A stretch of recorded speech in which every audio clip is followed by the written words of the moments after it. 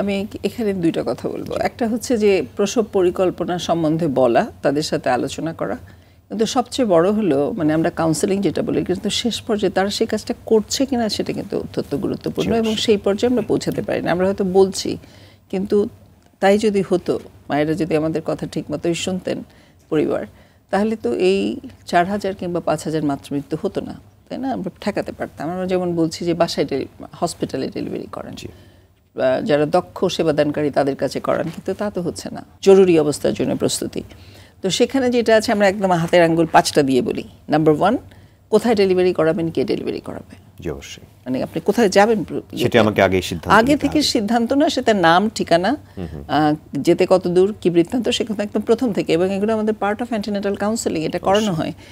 Second হচ্ছে যে এমার্জেন্সিতে আপনার ভেহিক্যাল রেডি আছে কিনা।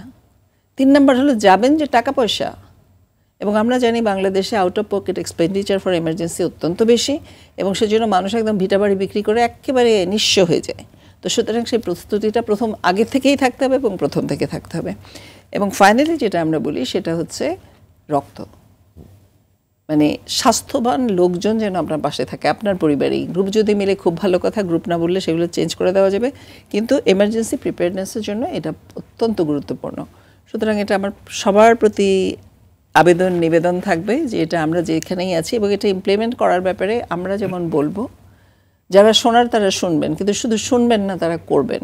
এবং এইখানে নারীর ক্ষমতায়ন অত্যন্ত গুরুত্বপূর্ণ। অবশ্যই পুষ্টি, সম্পত্তি, বুদ্ধি, মানে পলিসি, ডিসিশন মেকিং পাওয়ার, এগুলো প্রত্যেক মেয়েকে, আমি তো বলি ছেলেকে যতই পড়েন না কোনো, মেয়েকে আরও বেশি শক্ত করা দরকার এই দুনিয়াতে, কারণ দুনিয়া খুব কঠিন জায়গা।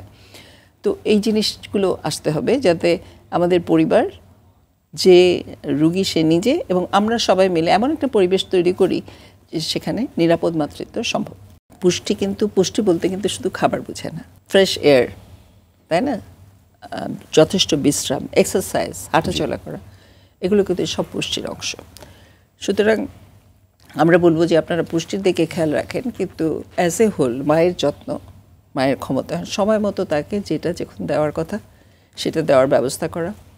এবং মায়েদের জন্য আমার আবেদন থাকবে যে আপনি নিজে এগিয়ে আসুন, আপনার সেবার কথা আপনি বলুন, আপনি প্রচুর করেন, এবং বাকি সবাই সাপোর্ট দেন, একে অন্যকে সাপোর্ট দেন। এবং জানার অনেকে বেরিয়ে আছে, সেখান থেকে আপনাদেরকে জেনে নিতে হবে।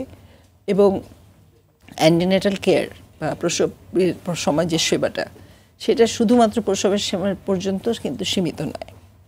আপনি নিরাপদ প্রসব কীভাবে করাবেন, পরবর্তীতে শিশুর কীভাবে যত্ন নেবেন, তারপরে পোস্টন্যাটাল, পরবর্তীতে আপনি কত বিরতিতে আবার নেক্সট চাইল্ড নেবেন কি নেবেন না, পরিবার পরিকল্পনার পদ্ধতি, এগুলো সব জেনে নেওয়ার পদ্ধতি আপনার এই সেবাটির মধ্যে দেওয়া আছে।